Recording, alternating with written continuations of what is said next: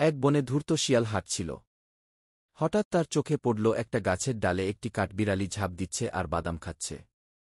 শিয়ালটা বলল, ও হে কাঠবিড়ালি ভাই, তুমি তো দারুণ বাদাম খাচ্ছ, একটা আমাকেও দাও না।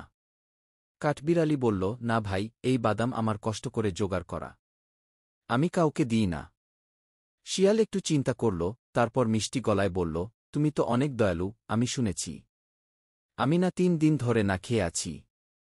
কাঠবিড়ালি একটু দয়া দেখিয়ে একটা বাদাম ছুঁড়ে দিল।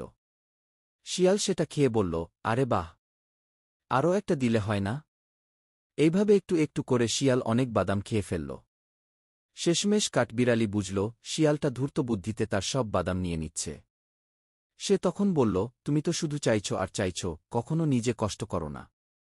এখন থেকে আমি নিজের খাবার নিজেই পাহারা দেব। শিয়াল লজ্জা পেয়ে চলে গেল।